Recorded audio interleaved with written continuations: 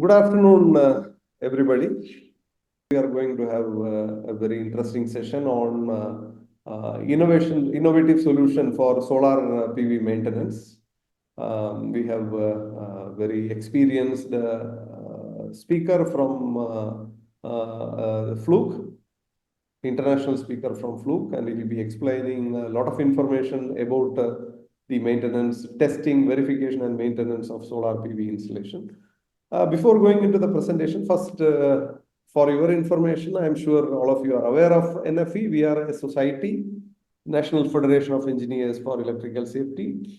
Our vision is to make electrically safe nation, electrically safe Bharat, and through our mission is to educate people, increase their skills and knowledge. As a result, a lot of new information, advanced modern systems are implemented in our nation, and so that we can build up a safe country, electrically safe nation, which is our vision.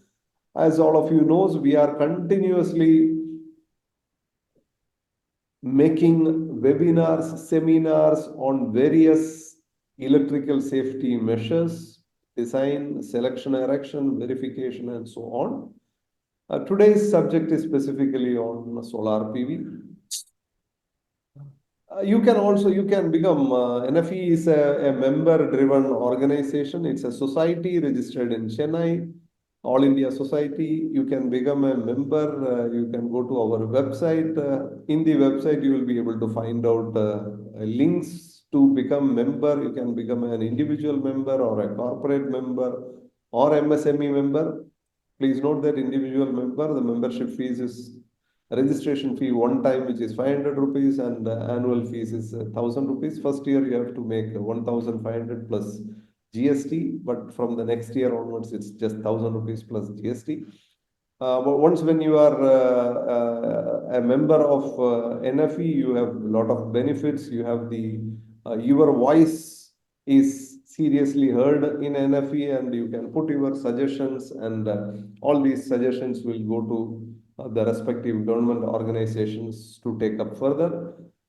You can find the link to go to the website by scanning this particular QR code. You can straight away, or you use nfees.org as this is our website. You can find the link to become a member in the front page itself.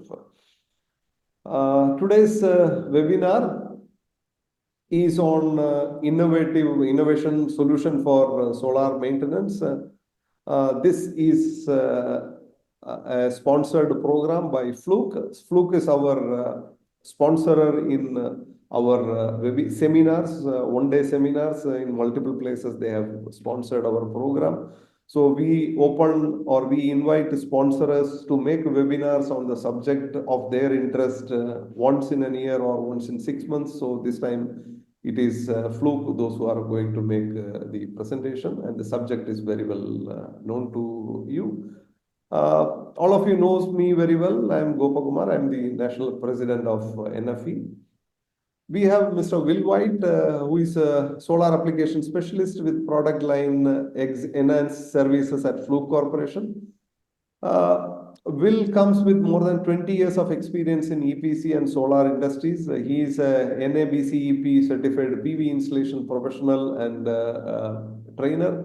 Probably, Mr. Will, if you have to explain a little bit on what is this NABCEP certified PV installation professional, because we also in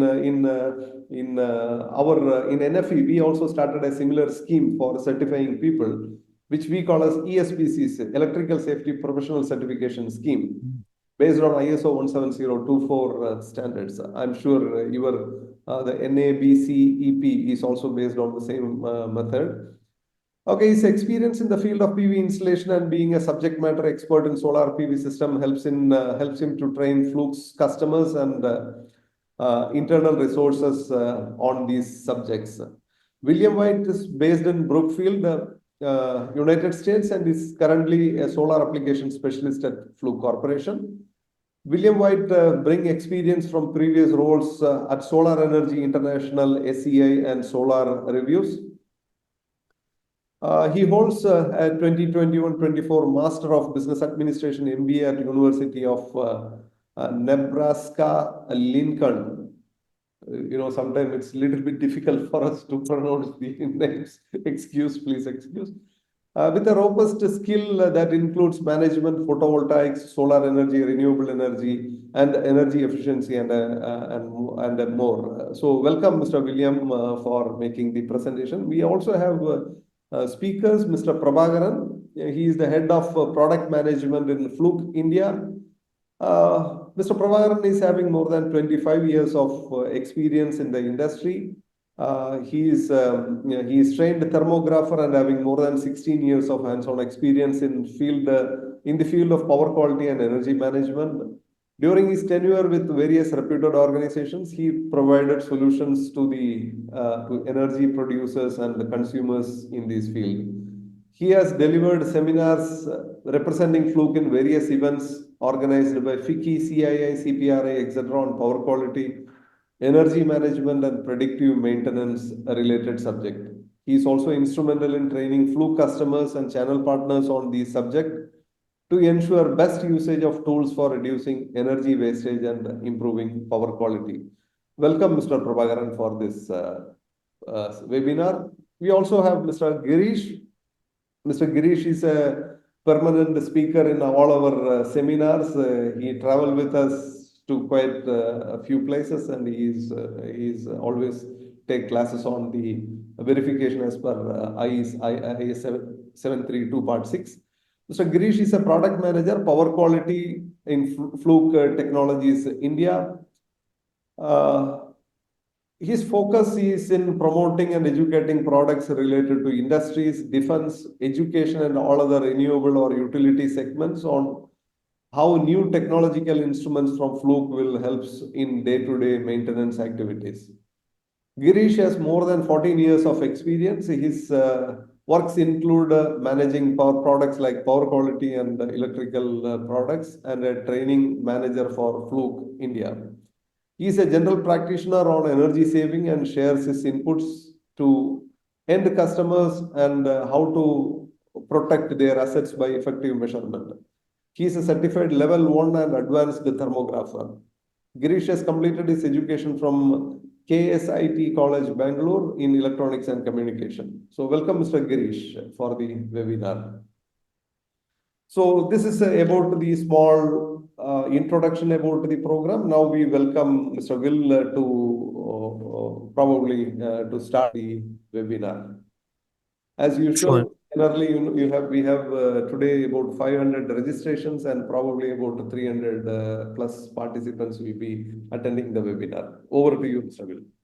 Great. Thank you for the introduction, and you should all be able to see my screen now. Here I am. Yes. I'm going to go off video so that you can concentrate on the presentation. As the introduction said, my name is Will White. I'm the solar application specialist at Fluke.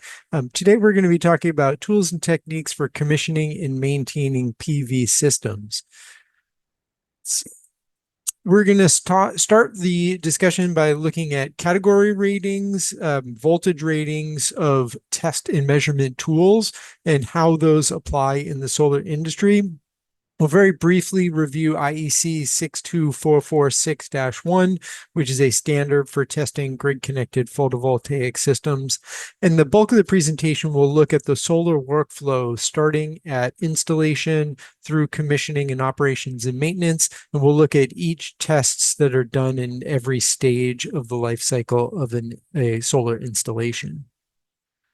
Now, when we look at solar safety, one of the most important things we need to look at is transient voltage spikes.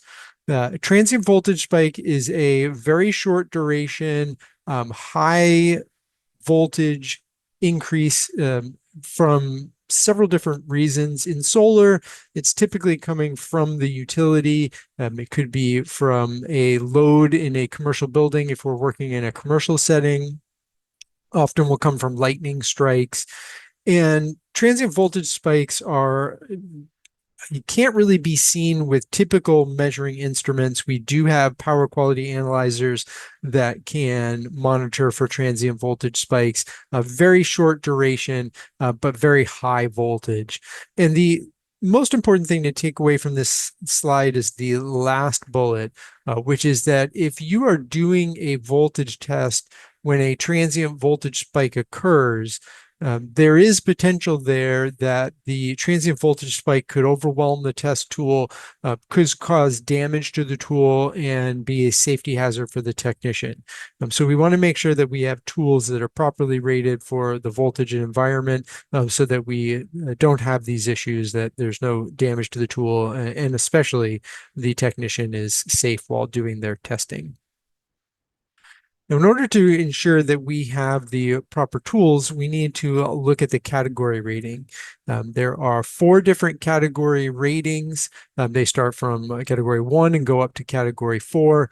As the number increases, the potential for transient voltage spikes and the intensity of the transient voltage spike increases, because we're closer to the source of where that transient voltage spike is coming from. There's an IEC standard that identifies solar arrays as a category 3 environment. That would be the same category as things like our distribution panels. Category 4 environments are things like our point of interconnection, our main service disconnects, medium voltage transformers. Those have the highest potential for transient voltage spikes. So it's important when you're doing testing to identify what type of environment you're going to be working in. Is it a category 3 environment where you're just doing testing on the DC array? Could you possibly doing testing on the category 4 side, closer to the utility and the point of interconnection? And we need to make sure we have a tool that is rated for that category environment. Once we know what environment we're working in, we need to determine the voltage that we will be testing at. And the solar industry is somewhat unique in that we test a wide range of voltage, everything from a single module that may be 40 or 50 volts up to utility scale installations that are operating at 1,500 volts, and maybe in the future even increasing to 2,000 volts. When we select a test tool, we need to ensure that the voltage it's rated for is above whatever voltage level that we will be testing. It's also important that we make sure that the test leads that we're using with our tool have the same or greater rating than the tool that we're using. Common situation that comes up is a technician will have a meter rated for a high voltage, say our 393 clamp meter is rated for category 3, 1,500 volts, designed to be used to test those high voltage DC arrays.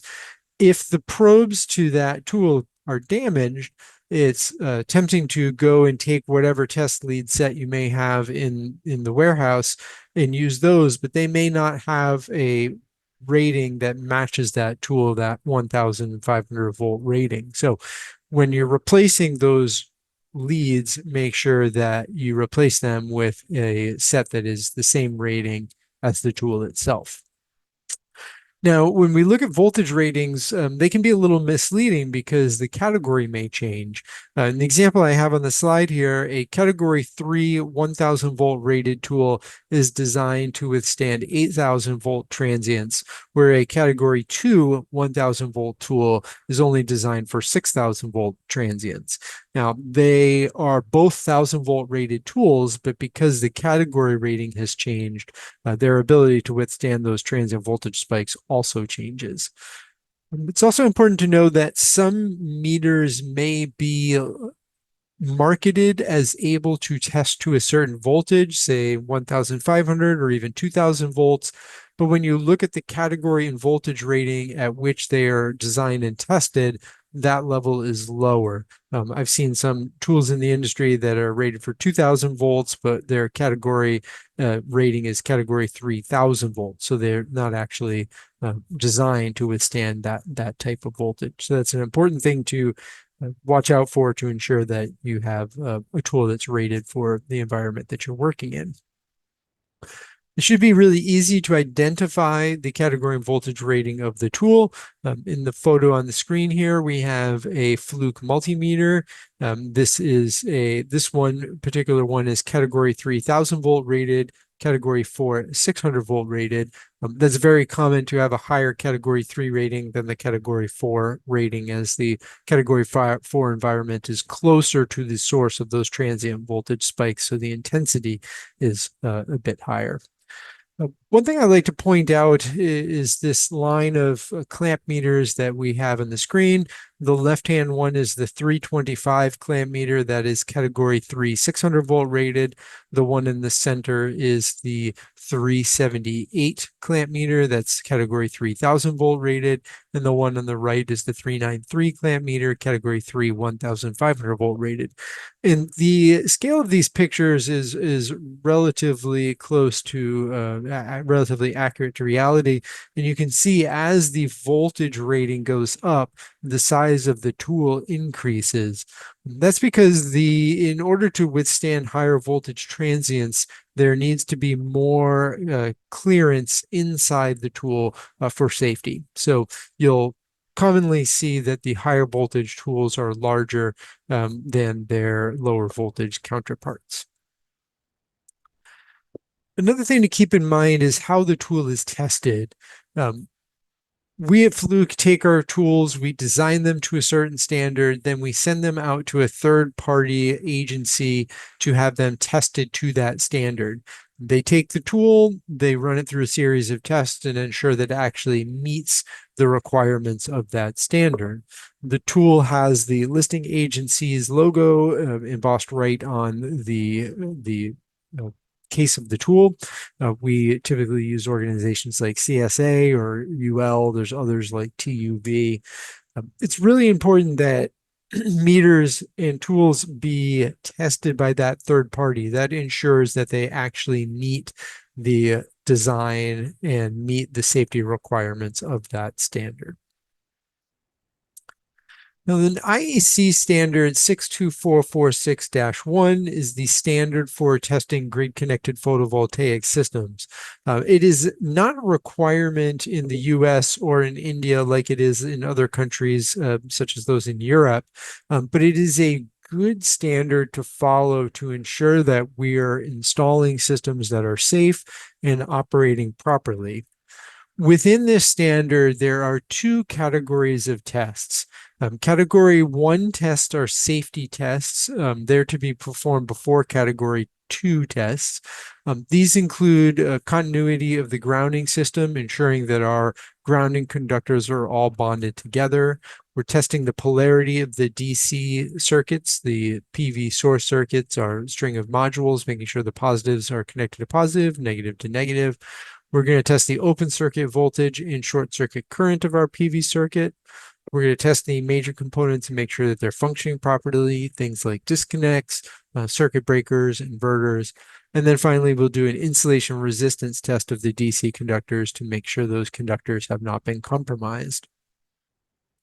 The Category 2 tests are performance tests. These are to be done after the safety tests. This includes IV curve testing and analyzing the IV curve test with the associated software, and a infrared or thermal inspection to ensure there's no issues with either the modules or the electrical equipment.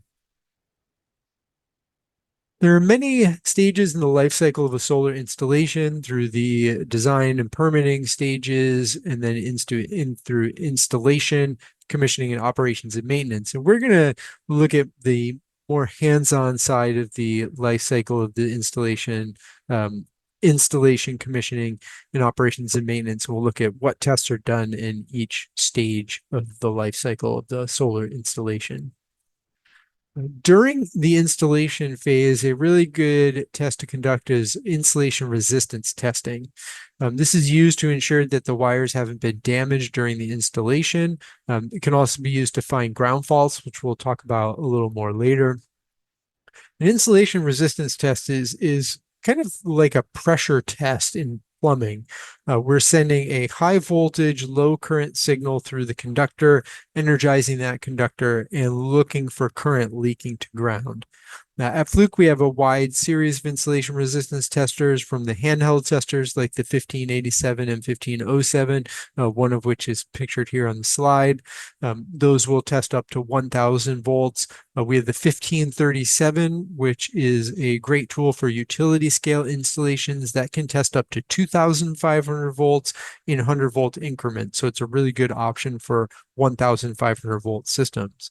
We also have the SMFT 1000. This is a solar multifunction tool. It is capable of testing, doing all the tests required by the IEC standard we just talked about, including insulation resistance testing. And it will do one unique insulation resistance test. It will actually take the positive and negative of the string of modules. It will short circuit them together and then test that short circuit to ground. And that eliminates any voltage potential between the PV circuit and the ground, which is a little bit safer and more accurate test. Now, in the commissioning phase, it's really important to test voltage and polarity. We're testing DC voltage to make sure we have the proper number of modules in series. If the voltage is higher than we expected, it typically means we have too many modules in series. Lower than expected, we would have too few modules in series. And these are typically paired together where someone wired too many modules in one string and too few modules in another string. Low voltage could also indicate issues like bypass diodes that have failed. It's testing polarity is a very simple test, but very important during the commissioning phase. When we test polarity, we make sure that the positives are connected to the positive, negatives are connected to the negative. And during commissioning, before the fuses are inserted into the fuse holders, which is what we see in this large combiner box on the screen here, we can find issues with polarity that are very easy to fix before the fuses are installed, but can become very challenging to fix once we have closed those fuses and the system is operated. We have many different tools that can be used to check voltage and polarity. Any type of digital multimeter or clamp meter can be used to check voltage and polarity, as long as it has the proper category and voltage rating for the system that we are working on. A couple of our meters that I'd like to point out: the 393 clamp meter, which is the one pictured here on the screen, and the new 283 multimeter are both category 3 1,500 volt rated. The 393 clamp meter is also category 4 600 volt rated. The 283 category 4 1,000 volt rated, so a little bit higher on the utility scale interconnection side of things. An interesting thing with those two meters, when we're doing polarity testing, as this technician is maybe doing here in this photo, it's typically sunny out, it's hot, they've got their personal protective equipment on. And with a standard meter, it can be very easy to miss reverse polarity because it just has a little negative symbol. With the 293, the 283 and 393 meters, they have a special feature where when they sense reverse polarity, you get the negative symbol on the screen, the entire screen lights up red. It says polarity on the display, and it beeps as well. So it's very hard to miss reverse polarity with those two meters. The SMFT 1000 will also measure voltage and polarity, and you can record those results in a very easy to report format as well. So nice feature there. Also in commissioning, we do IV curve testing. IV curve testing is a test very specific to solar modules. It's testing the open circuit voltage, short circuit current, and many points between those two measurements, and it creates a graph which you can kind of see a little bit in the upper right hand screen on the display of the SMFT 1000.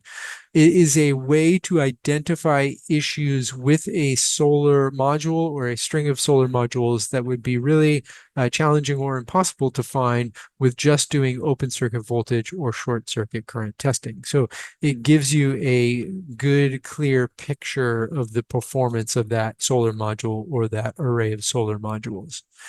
At Fluke, we have three different models of IV curve tracers, the SMFT 1000, and then the Solmetric PVA 1500 T2 and 1500 HE2 models. The SMFT 1000 will test arrays up to 1000 volts and 20 amps with an efficiency of up to 19%. The PVA 1500 T2 will measure up to 1500 volts, 30 amps, and up to module efficiencies of 19%. Above 19%, the current rating drops down to 10 amps. The PVA 1500 HE2 model is specifically designed for testing high efficiency modules. It can test up to 1500 volts and 30 amps, regardless of what the efficiency of the module is. So it can test any efficiency module. Now, another commissioning test that is a good test to conduct and required by the IEC standard is earth bond continuity testing. This is measuring resistance between two metal pieces in the system. And that can be any type of metal system. Metal part could be between the module and the racking. It could be between the module and the grounding conductor or the ground rod. Any two parts really. It could be between different sections of racking. And in this case, we want a low resistance. We want all of those non-current carrying metal parts to be bonded together so that if there is a ground fault, that current has a easy path to ground that is not through our technician. So it's very important to ensure that earth bond continuity. There's an IEC standard for this test that requires a 200 milliamp level test. That is higher than a typical multimeter would do a continuity test. We have two tools in the Fluke portfolio that will do the test at that level, which is the SMFT 1000, the solar multifunction tool, and the 1507 insulation resistance tester, which is pictured here on the slide. Somewhat related to earth bond grounding is the ground resistance testing. And this is a test to ensure that our grounding electrode is actually electrically connected to the earth itself well. So low resistance connection to the actual earth. If we don't have a low resistance connection, we could have a safety hazard to a technician if there's a ground fault. We could also, or should say, some overcurrent protection devices like circuit breakers require a low resistance path to ground in order to operate properly. We have a suite of tools at Fluke that will do this type of test. The 1603, the 1625-2 are good options, one of which is pictured here. This one is using a supplemental ground to measure that resistance with a stakeless test, so you don't need any additional equipment other than the meter itself. We have other meters that use stakes when you don't have an auxiliary ground rod that can do those tests to see the resistance of that grounding electrode to the actual earth itself. During commissioning, it's a good idea to do performance tests. This is once the system is installed and operational, and making sure that what the actual production of the system is matches our expectations. We can also verify the inverter efficiency at this stage. We want to make sure that the system is operating properly during commissioning to set a baseline, know that the system was working properly at day one. So if there's any deviations in the future, we can look back and see how that compares to what it was during commissioning. We have several tools that will measure power. The 393 clamp meter will measure DC power. The 283 multimeter will measure both DC and AC power. The SMFT 1000 is designed to measure inverter efficiency. It can measure DC power, measure AC power, and then compare the two and calculate inverter efficiency for you. You can also save that information and use it to create a report later with its associated software as well. Thermal imaging is an excellent tool to use in solar. We can use it on our electrical equipment like we see in the photo here for any kind of disconnects or inverters, combiner boxes, medium voltage transformers. Here in the picture, we have a fuse disconnect. And we can see if you look closely here, this fuse on the left-hand side is showing a different temperature than the other two fuses. That could be because there's lower current flowing through that circuit, or it could be that that fuse has been changed and it is a different color than the other two. So its emissivity may be different than those other two fuses, which can throw off the thermal imaging results. We can also use thermal imaging to check our modules, both the actual solar modules themselves and the interconnections between the modules. And we can use a handheld thermography like the tool we see in the picture. It's more common in the solar industry when looking at modules or large arrays of modules to use aerial thermography. So a thermal camera attached to a drone very quickly can scan an array. We can take those images and put them into a processing software and identify locations that need further troubleshooting. It's important when we're doing thermal imaging in solar that the system be operating at a high capacity.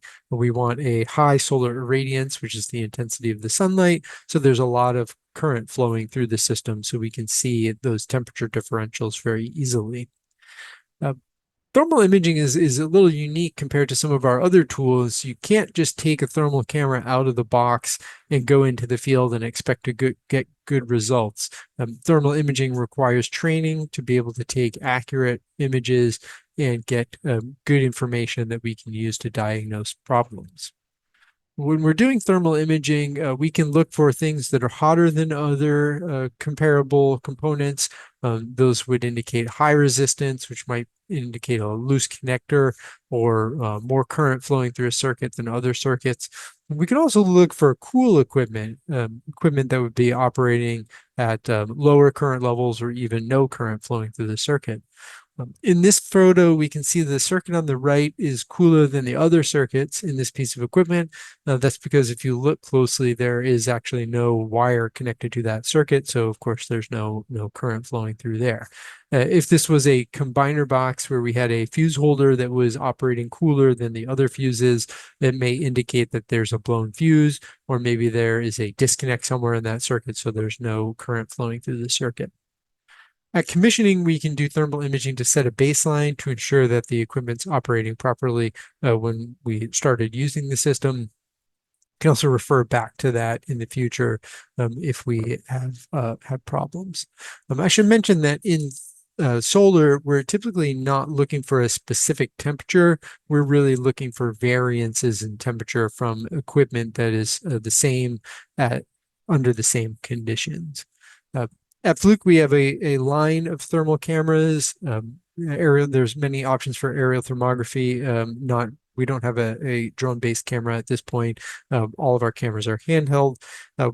Again, a wide range from the very small Fluke IC, which attaches to your phone, through the PTI 120, which is a pocket thermal camera, up to the handheld models. As you go up in the model range, the price increases, but so does the resolution of the images.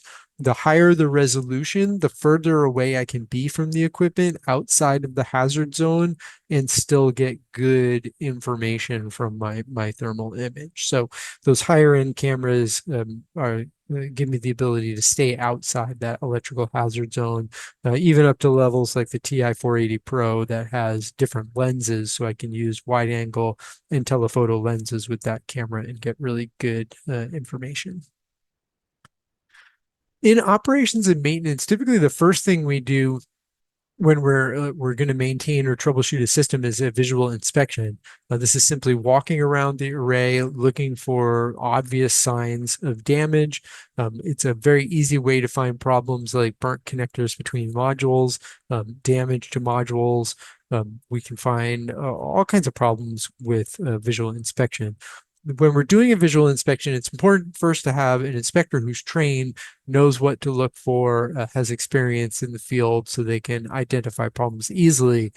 And then having a workflow or a checklist so that they don't miss anything is important as well.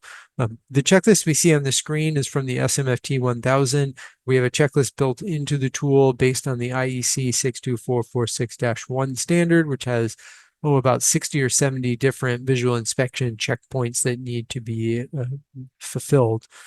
Within the tool itself, you can go through each of these individual points and say whether it's passed or failed. You can download that information into the software and very easily create a report with that inspection checklist and the results.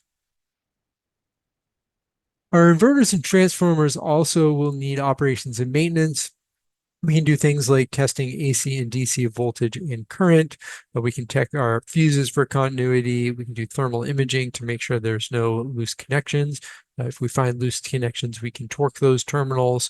We can check for inverter efficiency, making sure it's doing a good job converting DC power to AC.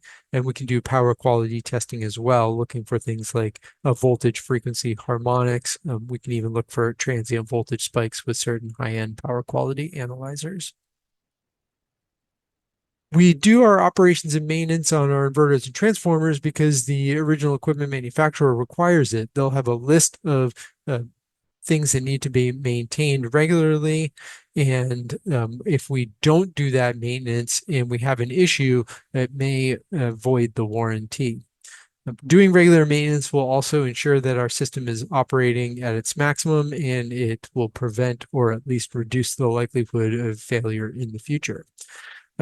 At Fluke, we're, I think, one of the few, if not the only, test equipment manufacturer that has every tool essentially that you need to do testing in solar. So we've got everything from digital multimeters, clamp meters.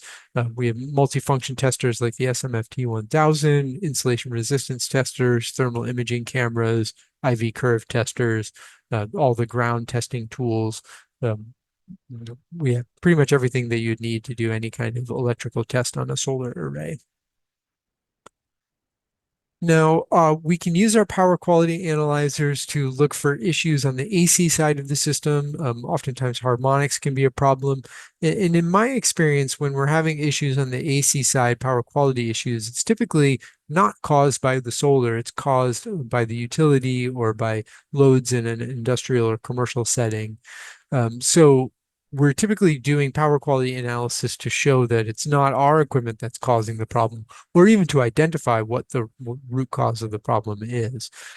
One thing I'd like to point out on this slide is that some of our power quality analyzers are capable of doing load studies as well. So you can put them in place, measure the power and the energy of a load or loads in the building, and then use that to properly size energy storage systems. So that's a good way to ensure that if we're doing a battery backup system for resiliency, that the system is going to operate the way that we designed. Modules also need operations and maintenance. The visual inspection is a good way to start. Just walking down the array, looking for obvious issues. Here we see we've got some obvious damage to a connector between some modules. We can look to broken glass in a module, other damage to racking, things like that. But we can also do thermal inspections of modules. Aerial thermography, very common. We're looking for hot spots in the module. Hot spots will indicate a section of the module that is not operating properly. So we can find where the issues are and then go to that location and see if we can figure out what the root cause of the problem is. We can do voltage and current testing, either operating or maximum power voltage and current testing while the system's running. We can check for current as well. Oftentimes when we're checking for current in a circuit like this technician is doing on this slide, we're looking to make sure that there is no current flowing through the circuit before we disconnect something like a interconnection between modules or opening up a fuse holder in a combiner box or an inverter. A visual inspection checklist is really important when doing a visual inspection of an array to make sure we don't miss anything. We can do thermography, either drone-based or handheld. We can use any digital multimeter or clamp meter to do voltage and current testing as long as it has the proper category and voltage rating for the system that we are working on. In this picture, we see module that has a cracked backsheet, so that little white line right in the middle of the picture is actually looking straight through the glass out the front of the backsheet. So obvious damage there that we'd be able to see with a thorough visual inspection. A major issue that we have with solar arrays are ground faults. A ground fault is an unintended connection between a current carrying conductor and a grounded metal part. There's two main types of ground faults: a solid ground fault where the connection is always there, and an intermittent connection ground fault where the connection comes and goes. Solid ground faults are typically easier to find. Intermittent ground faults can be very challenging to find. Often they appear under certain conditions, like when the array is wet, resistance is low, or if you have a tracking array, maybe the racking is pinching the wiring when it gets into a certain position. Installation technique is a main cause, or I should say poor installation technique is a main cause of ground faults. Wires that were damaged when they were installed, pinched wires between, say, the frame of a module and the racking, or the wiring was not well routed and it goes over the edge of the racking and wore away over time. There's a couple of ways to find ground faults. We can do voltage testing. In most solar arrays, when the system is off, there is no reference between the positive or the negative and the ground. So there should be 0 volts between positive to ground or negative to ground. So we can do testing there, and I'm going to show an example of that in a minute. We can also do insulation resistance testing to find the circuit that has low resistance to ground. In some cases, we may find circuits that have a lower resistance than comparable circuits, but still a higher resistance than required by the IEC standard, which is 1 mega ohm. So that would require further troubleshooting to see why that resistance is different than other circuits in the system. Ground faults are a safety hazard. If I've got current flowing to ground, that may mean that I have energized metal parts. If a technician were to touch that metal part, they may become the easiest path to ground, which would lead to a shock or possible electrocution. Ground faults will often arc, so they may create a fire hazard. That arcing is an arc fault as well. They're also reducing system production. If I have current flowing to ground, it's not flowing to my inverter and producing energy to offset my loads or produce a financial benefit. I can use a digital multimeter or a clamp meter to do the voltage testing. I can also use an insulation resistance tester to do insulation resistance testing on those circuits and figure out where which circuit has the ground fault. So let's look at an example. This is a string of modules. These are 16 modules in series. The open circuit voltage of each module is approximately 53 volts. The process for ground fault testing in a string of modules like this is to start by testing the open circuit voltage of the string, testing between the positive and the negative. In this case, I have around 861 volts. I'm going to record that voltage. Then I'm going to test from the positive to the ground. In most cases, I should get 0 volts, but here I had 645, so I'll record that. Then I'm going to test from my negative to the ground.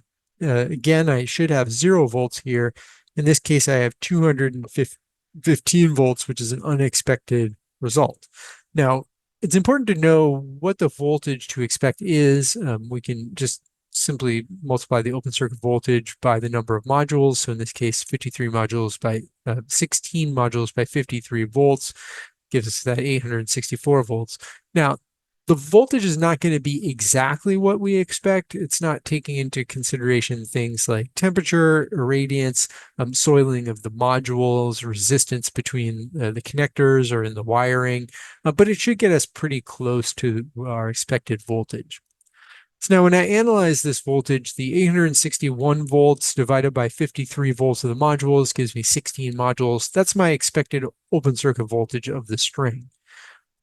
The positive to the ground had 645 volts. Divide that by 53, I get 12 modules.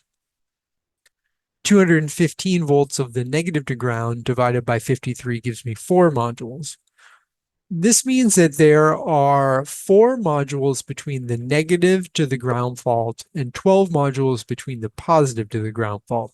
So if I count from the negative side of the string, there's a ground fault between modules 4 and 5 in this string. With this information, I can pull out my wiring diagram. I can figure out where in the array the string is. I'll have to go out, figure out where the negative end of the string is, and then count in 4 modules. And then I'll do a visual inspection of this wiring to see if I can identify where that ground fault is.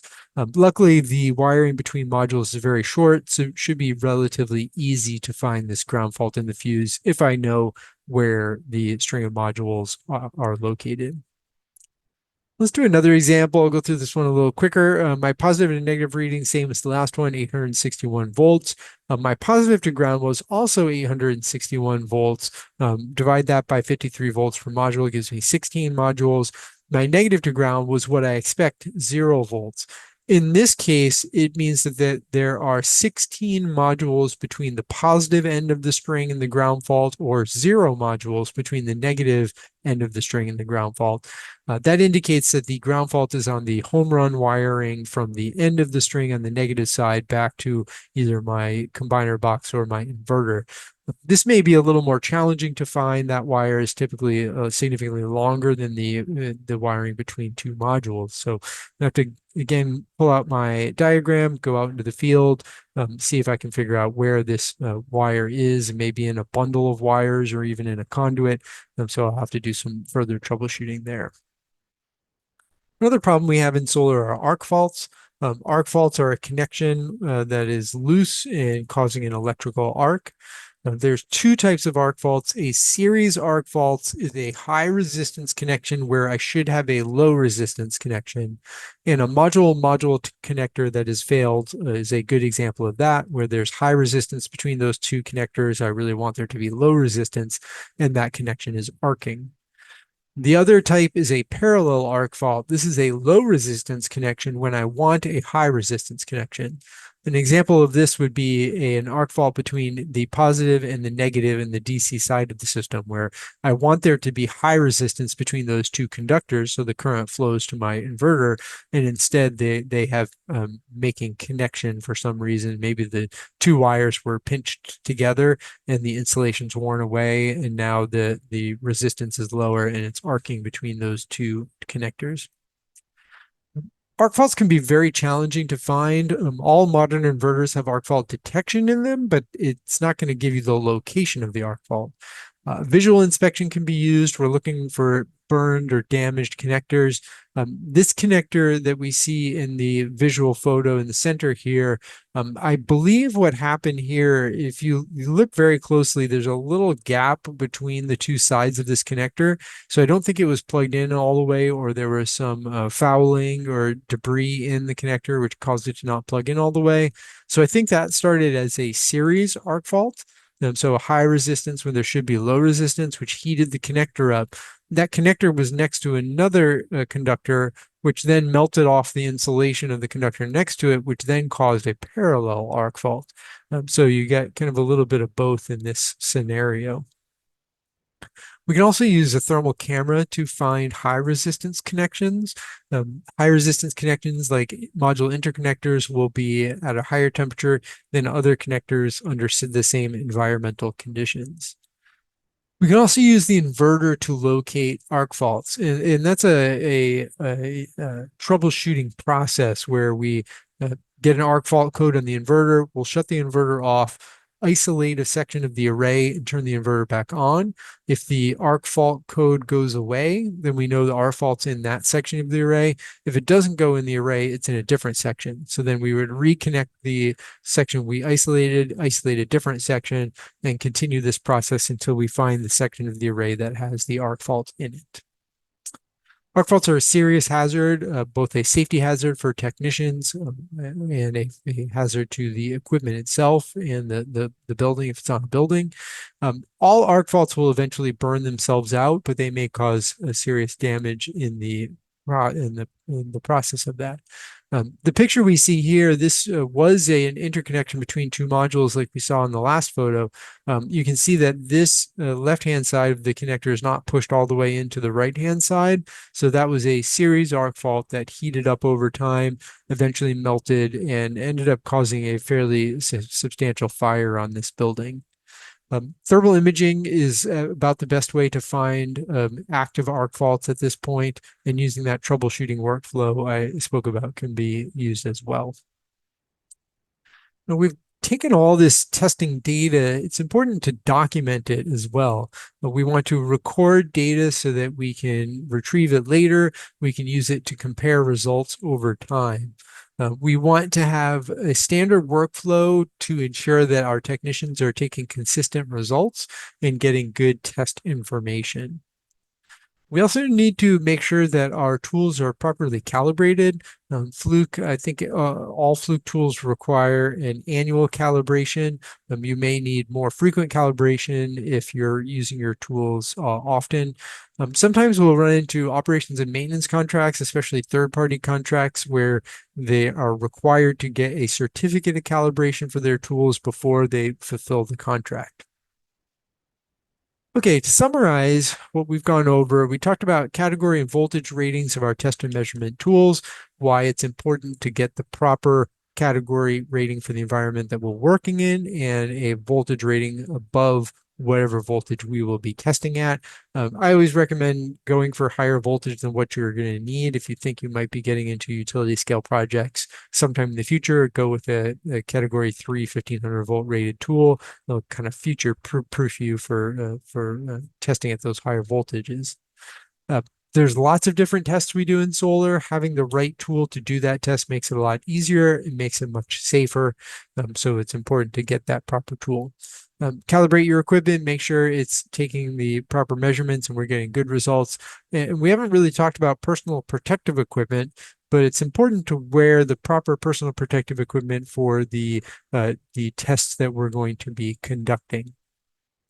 This technician in the picture here has arc flash face shield on, a balaclava, fire-resistant clothing, electrically insulated gloves. So they have everything they need to do this testing. The only feedback I have for this technician is that kneeling on the ground is not a best practice. That makes it an easier path to ground for any stray energy there. So best to stand or kneel. So yeah, that's the end of the presentation. You can go to fluke.com to get more information, and I think we've got a couple of minutes for some questions if we have any questions. And yes, I can provide a PDF of the presentation as well, so you can reference that. Very much, Mr. Will, for the nice presentation. Probably if you can unshare the screen would be great. Sure. Mr. Prabhakar, you have any additional information to pass on? Welcome, sir. Yeah, in fact, there are, see, I would take another maybe a minute. In fact, Bill has already covered most of the test requirements, which is required to keep a electrically safe solar systems, and which will not only ensure the safety of the system, which also ensures the performance of the solar systems. Okay, why this is more important is India is embarking on a journey of net zero, and we are adding at least 30 to 40 gigawatt of solar power every year. And when we are doing this, this becomes the weakest link in a grid. That means the solar system, which has inherent disadvantages in terms of handling the short circuit currents and then power quality issues, which can be the weakest link in the grid system. That's why it is our responsibility, the electrical engineer's responsibility, the installer's responsibility to ensure that the solar systems are installed in the perfect way and maintained to ensure the grid reliability. If the grid reliability is taken for a toss, then even if we are getting a net zero energy from solar, it is going to create more and more unreliable circumstances in India or in the electrical field, which is going to affect inversely for India's progress. Okay, this is actually very important. And there were some questions, especially on the power quality. Why power quality? There are certain standards like IEEE 519 or the CEA guideline of 2021 22, and there are SLDC guidelines for grid connected solar systems in India, which actually talks about the voltage tolerance, frequency tolerance, and ripple content to be fed into a grid.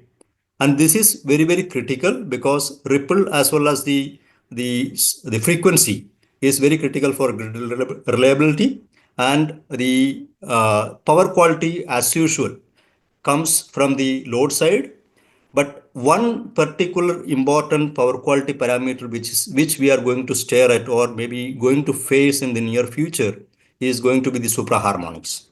The supraharmonics, there are studies conducted in Europe and US in a bigger way, which is actually caused by solar inverters, the switching inverters, which is installed in many numbers, and the noise and the switching frequencies are actually impacting the grid systems with a higher frequency harmonics, which will be another topic will be coming up. There is no standard as of now. The next IEC revisions may talk about the supraharmonics in detail. Currently, it is only a kind of reference, but these kind of power quality issues are also injected using the through the solar systems. That's why when the power quality itself is at a challenge, this can also create a kind of issues related to safety as well as performance. This is what I want to add. And second, when it comes to the safety of a solar system, that is, there is no switch off button or a kind of tripping button for a solar system. If you really want to switch off a solar system, you have to either switch off the sun or you have to wait till the night. Okay, when there is a tragedy happens, this can be a kind of a chain reaction kind of thing, and it can destroy the entire power plant. That's why the safety is very important for solar systems. As we are talking as a member of NFE, and the NFE is conducting this event, I would like to stress on the safety of every installation of solar, whether it is a rooftop solar of 2 kVA or 3 kVA kind of capacity, or a kind of mega plant which is supporting an industry or a kind of a grid connected large system. The safety needs to be taken care from the day one so that it can be more sustainable. Thank you, and we can also answer some of those questions. Maybe Girish, you can read out some of those questions and then we can answer those things. Or Yes, sir. yeah, Yeah. yeah. Thank you, sir. Yeah. So there is a question from Mr. Mahendra. So So Girish, how? would be good if you can Yeah, switch on the camera and do it. yeah, sure.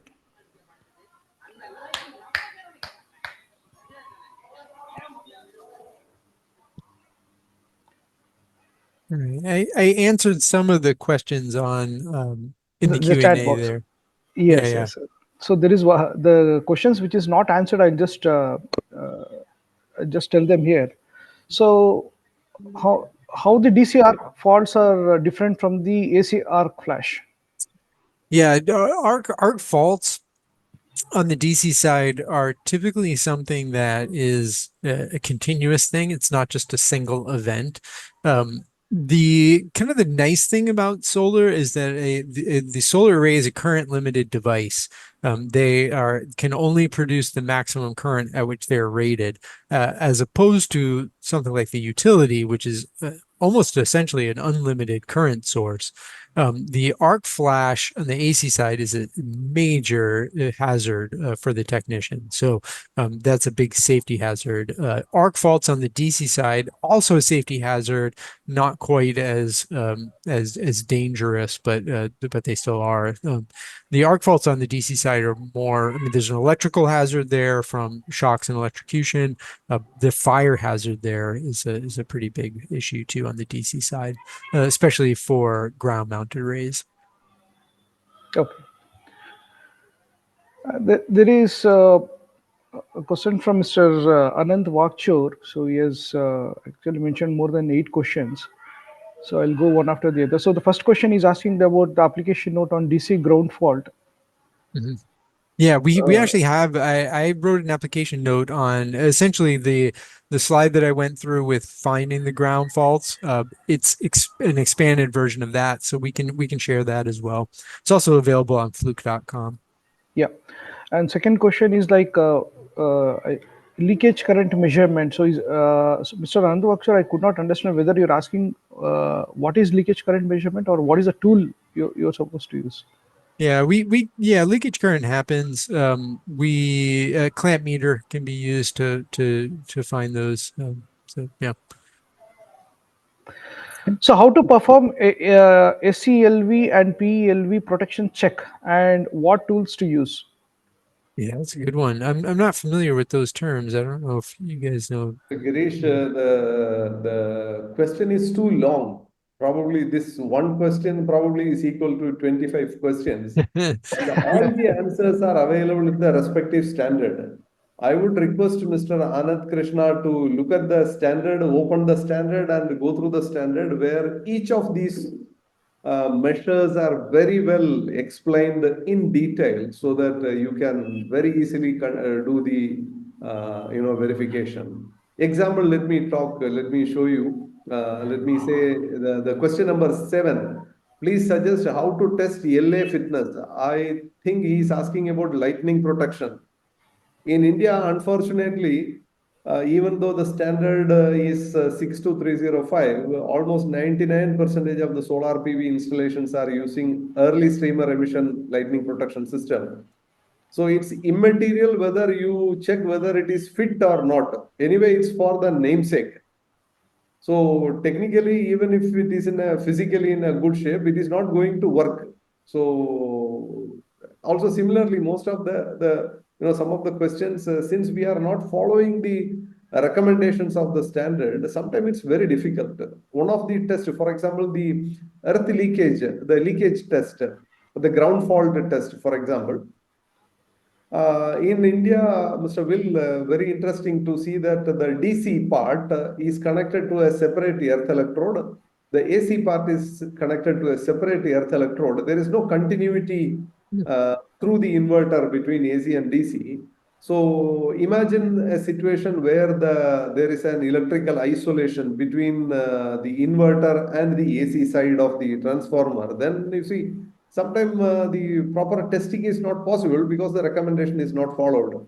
Mm. Uh, and sometimes, if we look at the solar installers, once when we talk to them about the safety measures, the knowledge is sometimes is little bit difficult to educate.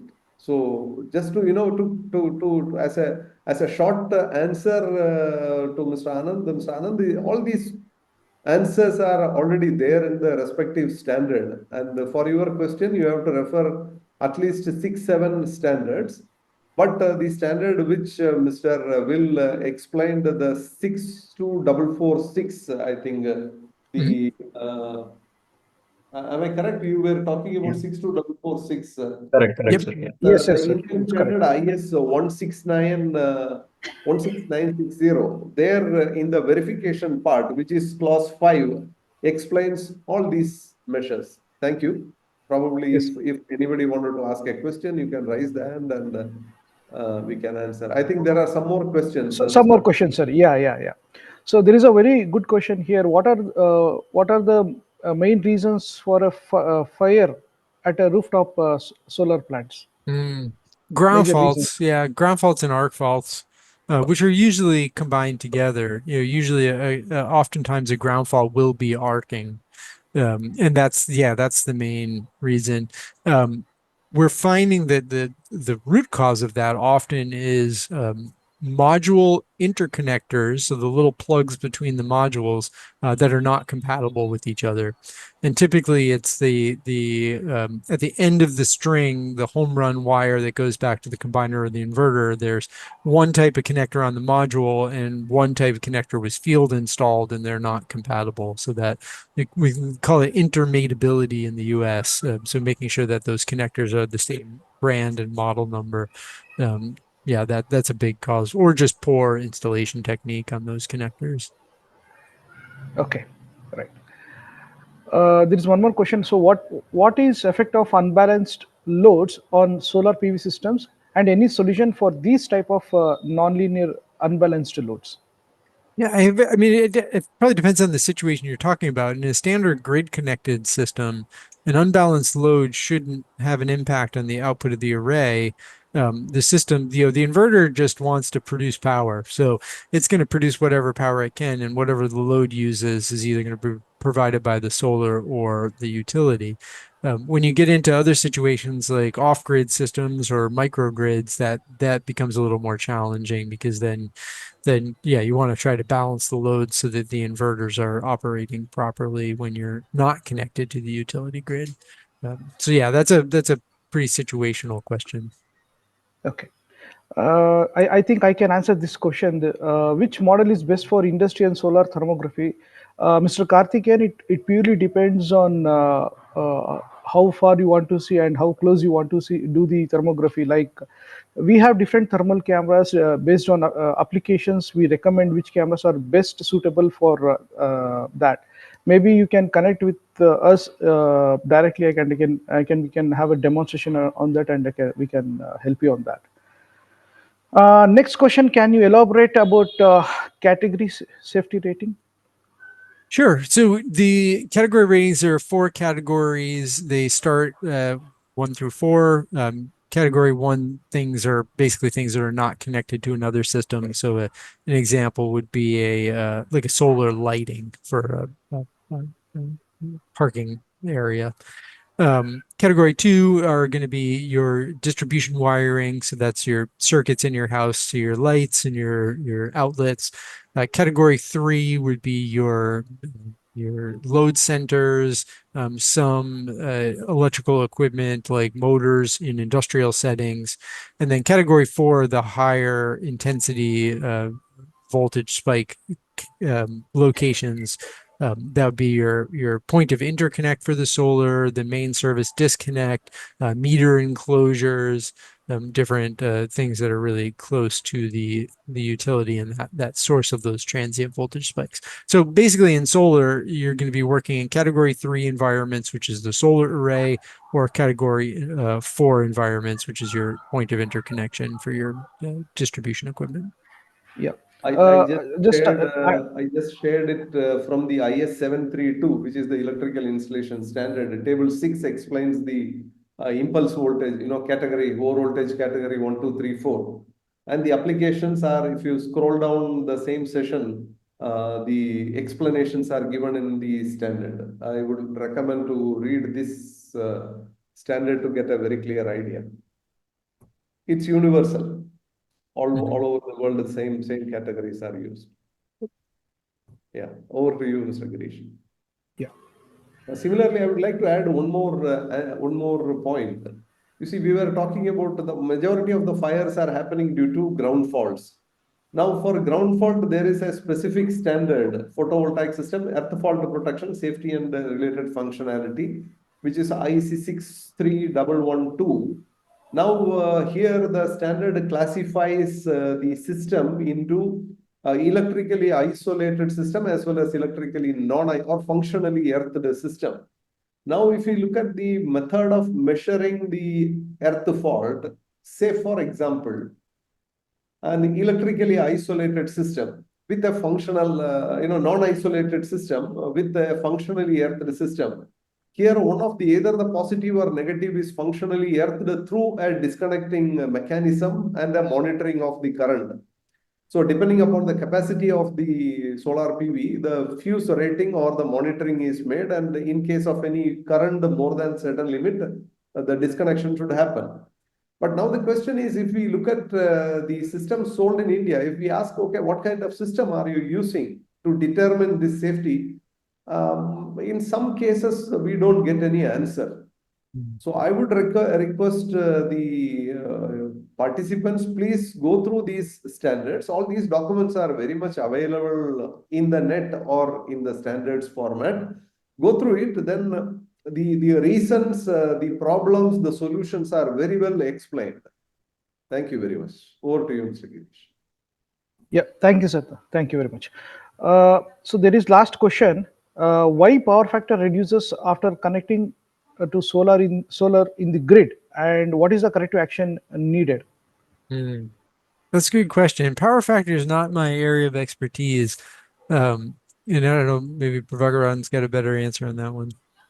It can be one. I have no clear idea, but what my guess is, it can be because of the overall power factor of the solar system, which is basically a kind of capacitive in nature, and that may be contributing to a kind of reactive energy, and that may be the overall system capacitance or system inductance is going to change, impedance is going to change, and that may be creating this kind of power factor variation.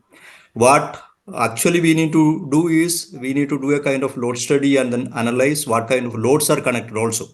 It can be a kind of the total impedance of the system grid as well as the solar system plus the connected, that is transformer, the solar system and the loads connected. And if we can do a kind of proper study, I think we will be able to come out with some answers. There is no straight answer for that. Yeah.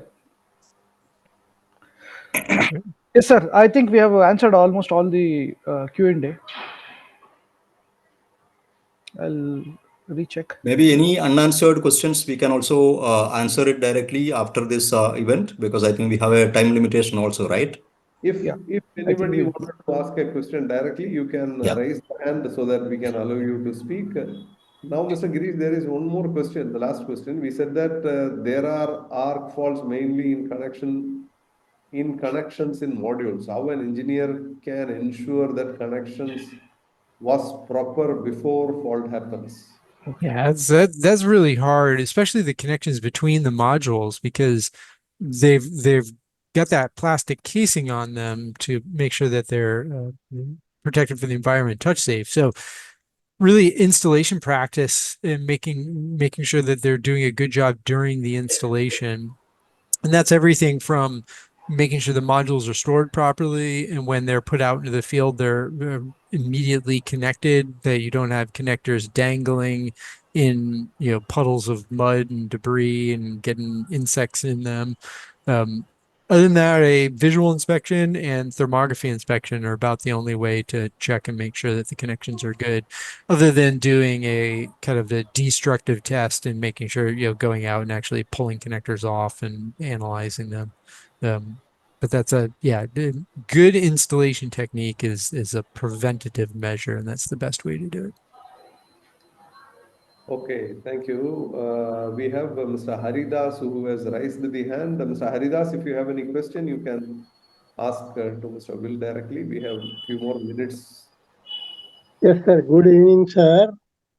Myself, I am having 5 kW solar system at rooftop, and in Chandrapur there is most polluted area. That particles are accumulated on that solar panel, due to which the power accumulating what your generation is very less. So, how to clean that panel? What is the procedure to be adapted safely? Yeah, there's many different ways to clean arrays. They're just manually going out and cleaning them with water and appropriate tools. They do have automated cleaning systems. They've got systems that attach to kind of more like tractor type equipment. So there's lots of different ways to do it. One way to identify whether it's financially worth cleaning the array is with IV curve tracing. So what people will do is they'll IV curve trace a sample of the array while it's dirty, then clean that section of the array, and then re-IV curve trace it, and you can see what the production difference is, and then you can identify what the financial loss is, and then you can figure out whether it's financially viable. But yeah, there's lots of different options, from automated systems to more manual. Thank you. So directly we can. So Okay, we directly, have some more people to talk. Mr. Kadiresan, Kudiyarasan, and Mr. Subrat Kumar Bera and Mr. Mahindra Chilikuri. Please ask your question, but we would like to restrict the question to a question, not to a statement or your answer, but make it quick, please. Yeah, my I'm name is yes, Dr. S. Kuliyarasan. I Subrata. just want to ask that in some of the solar PV modules are changing the color after a few months or few years. So, what could be the possible reason and how can it be avoided? Yeah, that's a good question. I don't think it can be avoided.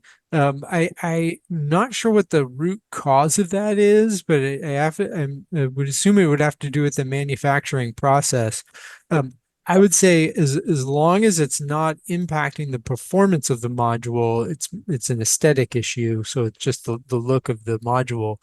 IV curve testing can quickly identify whether the module is operating to its specifications. If it's the browning, sometimes you can have issues with the encapsulant, which is the layer above and below the actual cell itself that protects it from the environment. We have seen in the past encapsulant browning, and that will reduce the performance of the module, and that would be a warranty claim.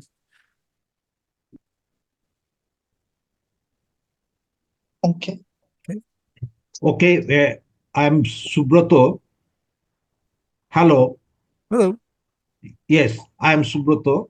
That regarding the cleaning of solar panel, can it be possible to put the sprinkler system? Sir, the answer is already told by Mr. Will. It depends on how economically you can make it. If you make it a big automatic system, then it will be quite expensive. No, I am concerned about the sprinkler system. Water sprinkler system can be put over the panel. But if you put a sprinkler system permanently over the PV module, it will disrupt the sunlight. It will affect your generation. Probably a high pressure, a little bit pressurized water jet water cleaning maybe is a better alternate. Okay. Yeah. Yeah. Thank you. Okay, thank you. Dr. Chilikuri? Yes, sir, tell me. Yes, we can hear you. Yeah, actually, what I can say is this: we have visited several solar plants along with Girish and Prabhakar, and VIT has developed one cleaner. It is a dry cleaner. Many places, water is a scarcity, so they may not be able to use water to clean, especially large solar plants. So VIT has developed a robotic cleaner which is similar to the one Adani is using. But to use any robotic cleaner, all the panels have to be at same level. Okay, so if all the panels are at the same level, then there can be an arrangement where this robotic cleaner can clean one row. So every row needs such cleaner, and it is a very effective way because you don't spend too much water. And if anybody is interested to procure or get the details of this solar module dry cleaner, they can contact me or Dr. Prabhakar. Actually, it is a Dr. Palniswamy project. So we are happy to help anybody who is interested in this particular cleaner. Thank you. Thank you very much, Dr. Chiliguri. We have the last person, Mr. Veera Raju. Mr. Veera Raju, if you have any question, please, you can speak. You have to unmute yourself and then you have to speak. Also, we have Mr. Arogya Joseph. Arogya Raj Joseph.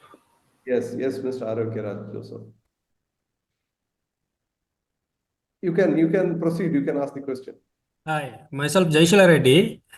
We are cleaning every day solar panels in morning, it seems, morning before 9 o'clock. But in the panel edges are like brownish color. But in the corner area, it is not able to generate the solar power. Is there any new technology for panel cleaning? Yeah, I mean, I think we've kind of covered this one. There's lots of different options for cleaning arrays. It kind of depends on the situation and what your, how the array is built and what different technology you want to deploy. But yeah, everyone from manual cleaning to large pieces of equipment that have cleaning devices attached to them to robotic cleaners. Yeah. Okay. Yeah. Thank you. Thank you. Thanks for the questions and thanks for the active participation by various participants. I have a question, Mr. Will. You explained about NABCEP certification scheme, certified PV installation expert or professional. What exactly is it and how does this works? Yeah, so NABCEP is a certifying organization. They're an ISO certified certification company. So they have different certifications. The one I have is the PV installation professional, which is their main certification, and it's essentially a proof that you have shown some experience and taken a test and passed the test, which is quite rigorous. So it's a way for people to show that they have experience in the solar industry. It sounds very similar to that certification that you described in India. The NABCEP certification is available worldwide, although it is primarily used here in the US. Okay, that's quite interesting to note. So that means if you are certified, you have the certificate based on the ISO standard that you are a professional in that field. Oh, that's nice. Congratulations. Yeah, exactly. I think there are no more questions from the participants, and we have tried to answer almost all the questions. But as a last, probably in the Q&A, there is one more question. Mr. Girish, we can take up this last question, and after that we can close the today's program. Yes, sir. Yes, sir. Exit cam.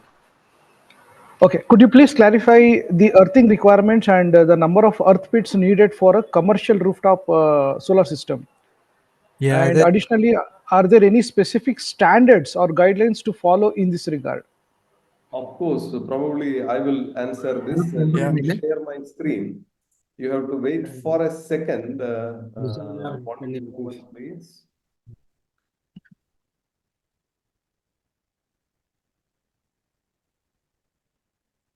Oh, just a second. There is some small trouble. I hope my screen is visible. Yes, sir. Okay, I am trying to take the IEC 6263227, which is the lightning protection standard, which explains the type of earthing in a simple way.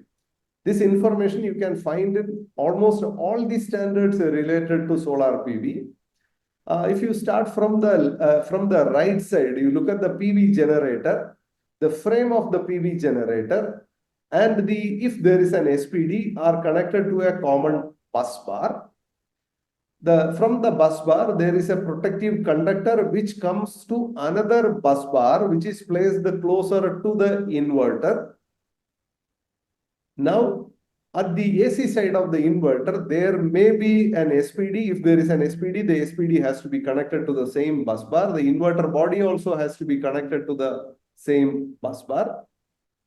Now, from the common bus bar near the inverter, there is a conductor which goes to the main earthing terminal of your building, basically MET. And then as you can see, there is a kilowatt hour meter and the SPD. So basically, this figure is explaining about the SPD, but you can also find out how earthing is carried out in a rooftop solar PV installation. There is nothing like a pit. Earth pits, zero earth pit, I would say, for a rooftop solar PV installation, you need zero, means zero. You have to make a bonding, equipotential bonding, which starts from the MET of your building, means near the main electrical panel, there should be a common bus bar. Along with the supply, which is going to the inverter, there should be a protective conductor where I'm sure you are able to see the cursor. There is a protective conductor which is terminated to a common bus bar near the inverter. which is further extended to the outdoor electrical installation of the solar PV. Basically, the frame is also connected to the PV. Basically, we are talking about a perfect equipotential bonding. This is what is required. So the earth pit, if you ask, you need a zero earth pit. And if providing earth pit is a wrong method, it will spoil the whole installation. Please don't do it. Strictly follow what is recommended in the standard. Thank you. Perfect. So if all the other members agree, probably we can close the program, or any final comments from Mr. Will?